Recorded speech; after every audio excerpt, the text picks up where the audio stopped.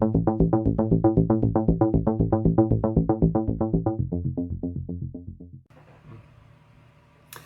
everyone, welcome back to my channel. I know it's been a while since I've done a video, but today I'm going to be reviewing The House Haunting of Bly Manor on Netflix. This is a sequel to the Haunting of Hill House on Netflix. It's basically a somewhat similar story. It's about a haunting of a big mansion, and basically about the ghosts that are there.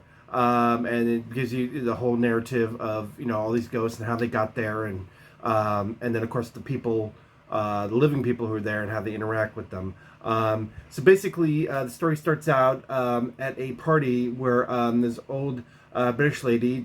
It's basically at a pre-wedding party, and they're sitting around a fire and they're asking people to tell ghost stories, and it comes to her, and so she starts telling a ghost story, and it's the story of the season. And so her story is about an American named Danny who had come to Britain as an expat. She had gone through some things in America, and so she decided to move to Britain, search for a job. Well, after a while, she couldn't find anything, but then one day she finds a listing in a paper to be a nanny for these children of this wealthy family.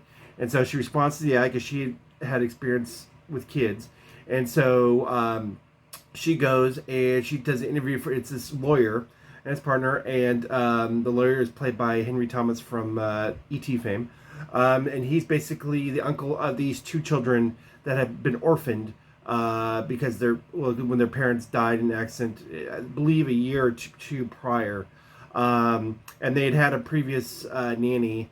And going through the show, you learn about what happened to Nanny.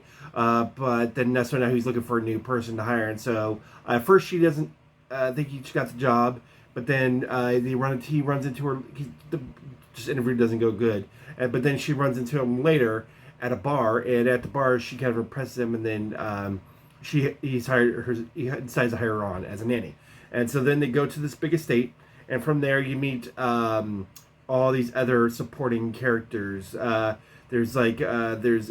course, you meet the two children. The two children are Flora and Miles, and then you meet the housekeeper Hannah. You meet the cook, I believe, his name Owen, and you meet some other supporting characters, the driver and others. So so basically it goes on.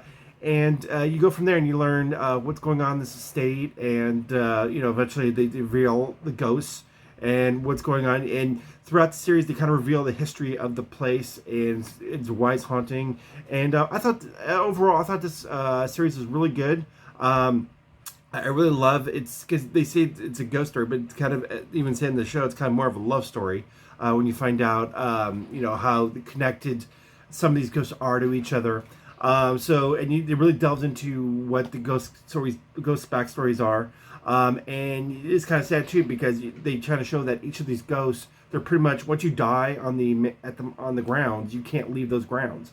You're stuck there forever, and then you also get stuck in what's called these memory loops, where basically you keep going into a certain memory in your life, like a certain confrontation or something meaningful confrontation you had with somebody else, but it keeps repeating over and over again, and the ghosts have to learn why these loops are happening and how they can stop them. And so the whole thing is they're trying to interact with people, the living, to try to escape, and to get out of there. And some learn that some can possess people, some can touch people.